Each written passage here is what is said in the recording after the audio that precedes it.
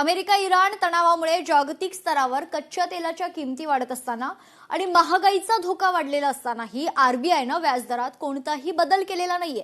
Reserve बँकेच्या पतधोरण समितीची द्वैमासिक बैठक सोमवारपासून सुरू होती आणि या बैठकीनंतर आरबीआयचे गव्हर्नर संजय मल्होत्रा यांनी पतधोरण निवेदन जाहीर केले। भारतीय अर्थव्यवस्थेत अन्न आणि इंधनाच्या किमतींमुळे महागाईवर दबाव कायम असला तरी आर्थिक वर्षाच्या अखेरीस परिस्थिती सुधारण्याची अपेक्षा व्यक्त करण्यात आली। पाहूयात।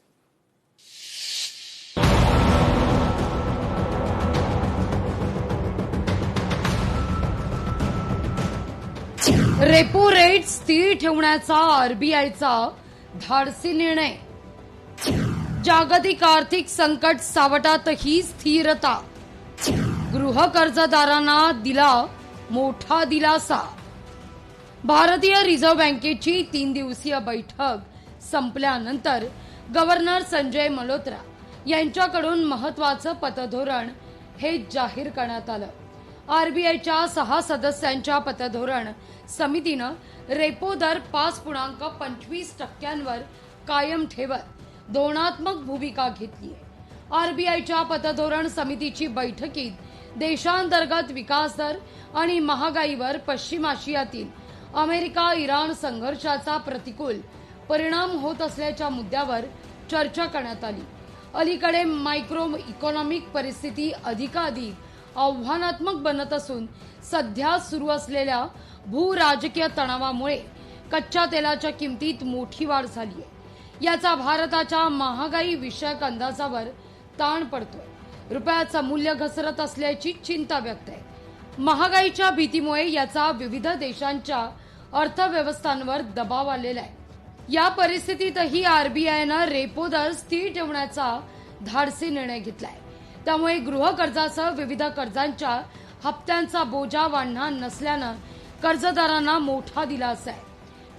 The Monetary Policy Committee met for its 3rd bi-monthly meeting of this financial year on 3rd, 4th and 5th, that is today, to deliberate and decide on the policy repo rate. After a detailed assessment of the evolving macroeconomic and financial developments, as well as the outlook, the MPC decided unanimously to keep the policy repo rate unchanged at 5.25%. Repo rate 5.25% कायम ठेवण्याचा आरबीआयचा निर्णय। सलग चौथ्यांदा व्याजदरात कोणताही बदल न करण्याचा निर्णय। महागाईवर नियंत्रण आणि आर्थिक वाढीला चालना। होम लोन धारकांचा ईएमआय वाढणार नाही, हप्ता स्थिर राहणार। वैयक्तिक कर्जावरील व्याजदराचा अतिरिक्त भार नाही। मध्यमवर्गीयांच्या घरगुती बजेटवर ताण येणार नाही। आरबीआयच्या पतधोरण समितीनं जूनमध्ये झालेल्या बैठकीतही रेपो दर जैसे ते ठेवण्याचा निर्णय घेतला होता। 3 ते 5 जून दरम्यान झालेल्या बैठकीत पतधोरण समितीनं रेपो दर 5.25% कायम ठेवत आणि आपली तटस्थ धोरणात्मक भूमिका कायम ठेवली होती। जर रेपो दर वाढला तर बँकांकरता पैसा महाग होतो। त्यामुळे गृह कर्ज, वाहन कर्ज आणि इतर प्रकारच्या कर्जांचा खर्च वाढू शकतो। या उलट जर रेपो दर कमी झाला तर बँकांकरता पैसा स्वस्त होतो, ज्यामुळे कर्ज अधिक परवडणारी होतात।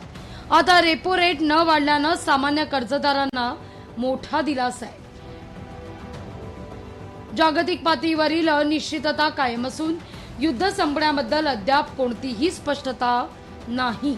त्यामुळे खनिज तेल आणि चलनाच्या किमतीतील अस्थिरता कायम राहणार आहे। याच वेळी महागाईत वाढ होत असून तिचा चढता आलेख कायम राहण्याची चिन्ह आहेत।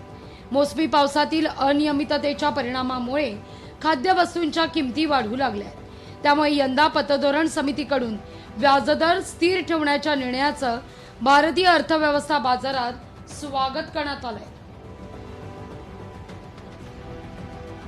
ब्युरो रिपोर्ट, लोकशाही मराठी, मुंबई।